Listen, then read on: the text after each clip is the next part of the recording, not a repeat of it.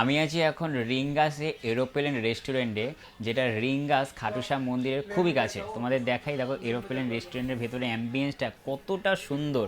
দুই সাইডে এরকম সোফা রয়েছে, আর সোফাগুলো কিন্তু বেশ কমফোর্টেবল। একটু বসি, সোফাগুলো বেশ কমফোর্টেবল। আর প্রত্যেক কটা বলতে পারো এরকম টেবিল রয়েছে সোফার সাথে, আর প্রত্যেক টেবিলে এরকম টেবিল নাম্বার লেখা রয়েছে আমাদের 7। আর এখানে দেখো কত উইন্ডো সিট। দেখো এমনি সময় প্লেনে উইন্ডো সিট নিতে গেলে টাকা দিতে হয়, বা অনেক সময় টাকা দিয়েও কিন্তু আবার উইন্ডো সিট পাওয়া যায় না।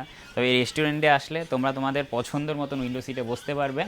আর এই প্লেনের আমি তোমাদের ককপিটটা দেখাচ্ছি, যেখান থেকে বলতে পারো পাইলট পুরো প্লেনটাকে অপারেট করে। বাদবাকি এদিকের অ্যাম্বিয়েন্সটা কিন্তু ভীষণ সুন্দর।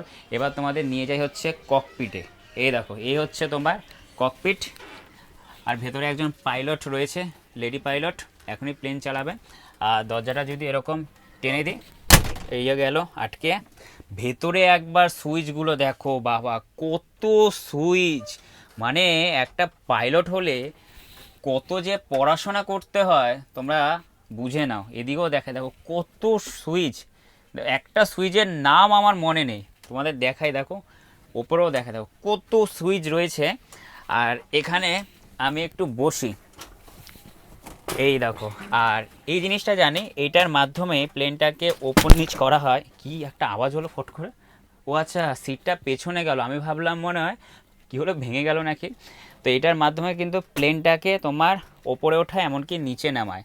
বাদবাকি এখানে দেখো কত সুইচ, এই দেখো। তার মানে পাইলট যারা, তাদের ভীষণ পড়াশোনা করতে হয়। দেখো কত সুইচ রয়েছে, দেখো। এটা ডিস্কো নাকি? যাই হোক, মানে অনেক সুইচ রয়েছে। মানে একটা পাইলট হওয়া মানে চারটিখানি কথা না। আর ওইদিকে দেখাই, দেখো এই হচ্ছে তোমার জানালা। মানে এটা একটা পরিত্যক্ত প্লেন ছিল, ইমা আরও পেছনে চলে যাচ্ছে। এটা একটা পরিত্যক্ত প্লেন ছিল, এটাকে এনে ওরা রেস্টুরেন্ট বানিয়েছে। আর আমরা এখন দুই পাইলট মিলে পুরো প্লেনটাকে ওপরে ওঠাবো। চলো, রেডি? রেডি টু, হ্যাঁ গাড়ি না, প্লেন। তো চলো, রেডি টু টেক অফ।